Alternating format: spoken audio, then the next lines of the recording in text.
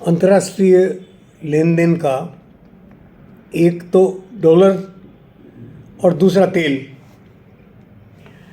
America को तेल चाहिए ईरान का, इसलिए वो ईरान को अपने काबू में रखना चाहता है और खामेनेई इस जकड़न से ईरान को बचाए रखना चाहता है।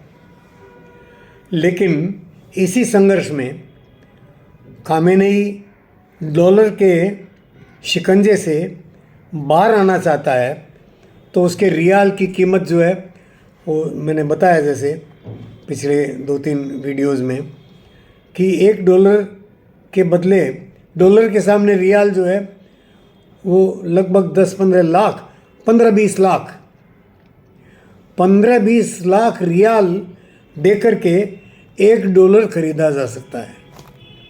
ऐसी स्थिति ईरान की हो गई। अब खामेनेई इस्लामिक दिमाग है ना, तो इस्लामिक दिमाग जो है वो आसानी से दूसरी कोई बात समझने के लिए तैयार नहीं होता। यही खतरा है पूरी दुनिया को। नहीं तो दुनिया में इतने प्रकार के मत पंथ और इतनी सत्ताएं सब अपनी अपनी जगह पर ठीक काम कर रही है, पर इस्लाम इस कुरान से बाहर आ नहीं सकता। इस्लाम को इजाज़त नहीं है और कुरान में कोई सुधार कर दे ये भी किसी मुल्ला मौलवी की हिम्मत नहीं है। इस्लाम जकड़ा हुआ है कुरान में और यही एक बड़ा कारण है कि अब इस्लाम की विदाई का समय आ गया है। वैसे मोहम्मद साहब ने भी कहा हुआ है कि 1500 वर्षों बाद और इस्लाम दुनिया से ख़त्म हो जाएगा। न सिर्फ कुरान में कहा है बल्कि हमारे पुराणों में भी इस बात का जिक्र है। पुराण माने जो इस्लाम के आने से हजारों साल पहले लिखे गए हैं, उनमें भी जिक्र है कि एक ऐसा पंथ उठेगा जो अपनी तलवार के बल पर और दुनिया के अनेक देशों को जीतता चला जाएगा, बहुत फैलेगा और फिर 1500 वर्षों में और वो ढलान की तरफ आते आते समाप्त हो जाएगा। अब हमारे सामने शायद इस्लाम के समाप्त होने का हम ये देखते हैं कि इतने मुसलमान कहाँ जाएंगे, मरेंगे, मारे थोड़ी जा सकते हैं ना। पुराण भी ऐसा नहीं लिख सकता और ये प्रैक्टिकल भी नहीं है। देखिए मित्रों, ये जो झगड़ा है आज वो विचार का झगड़ा है।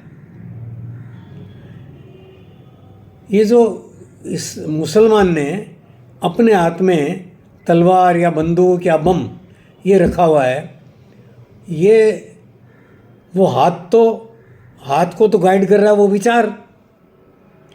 देखिए, हाथ को गाइड कर रहा है दिमाग, दिमाग को गाइड कर रहा है वो विचार जो कुरान से लिया हुआ है। तो समस्या उस विचार के कमज़ोर पड़ने की है। वो विचार कमज़ोर पड़ेगा, दिमाग उस विचार से मुक्त होगा, कुछ नया सोचेगा, कुछ विज्ञान के दिशा में सोचेगा, तो इस्लाम भी कलाम पैदा करेगा।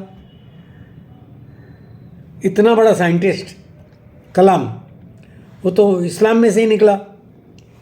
तो बात उस वैचारिक जकड़न से मुक्त होने की है। कह देना चाहिए कि कलाम साहब को गीता ज़्यादा प्रिय थी। अपने सिराते सोते समय गीता की प्रति रखते थे। तो ये विचार है जिसका संघर्ष आज दुनिया में चल रहा है, और विचार का ये संघर्ष हम जय करें विचार के द्वारा ही होगा।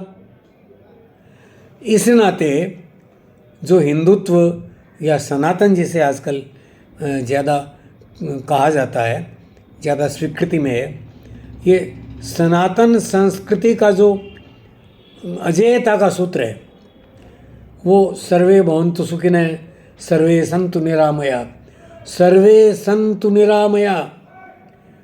पूरे विश्व के स्वस्थ रहने की, निरामय रहने की कामना करने वाला विचार, ये विचार जो तलवार लिए पंथ चलते हैं उनको, उनके सामने न सिर्फ खड़ा रहेगा बल्कि वो इस विचार के सामने देखते ही ध्वस्त हो जाएंगे। बहुत सीधी सी बात है, मारने वाले से बड़ा बचाने वाला होता है।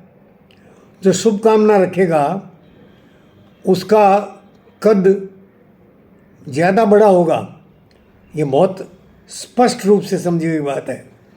तो भारत का जो विचार है, जो सनातन विचार है, उसके सामने इस्लाम थकेगा, घुटने टेकेगा और यहाँ से, भारत से ही ये जो बदलाव का है, देखिए नाम नहीं बदले भले, अब्दुल नाम बहुत प्यारा है भाई, इस्माइल नाम बहुत प्यारा है, हमको नाम से कोई दिक्कत नहीं है, कोई दिक्कत नहीं है।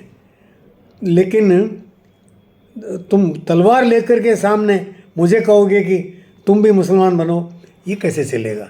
ला इल्ला इल्लल्लाह इसमें कोई दिक्कत नहीं है, लेकिन मुहम्मदुर रसूलुल्लाह इसमें दिक्कत है कि अकेला मोहम्मद जो है वो इस विचार का जनक है, इसी को मानो। ला इल्ला इल्लल्लाह माने इस दुनिया को चलाने वाली एक सत्ता है, अल्लाह। तुम उसको अल्लाह कह लो, मैं भगवान कर लेता हूँ, कोई दिक्कत नहीं है भाई, कोई दिक्कत नहीं है। लेकिन मुहम्मदुर रसूलुल्लाह, अरे हमारे यहाँ तो बहुत सारे पैगंबर हुए हैं, तीर्थंकर हुए हैं, अवतार हुए हैं। हमारे तो विचार की शक्तियाँ इस धरती पर इतनी पनपी है, स्वीकृति में आई है। एक दूसरे का विरोधी विचार हम आपस में संवाद करके, और हमारे यहाँ जय विजय होती रही है। और तुम तलवार लेकर आए हो, कहाँ से आए हो यार? तुमको भैया यहीं ख़त्म होना पड़ेगा, इसी धरती पर। करते हैं बात।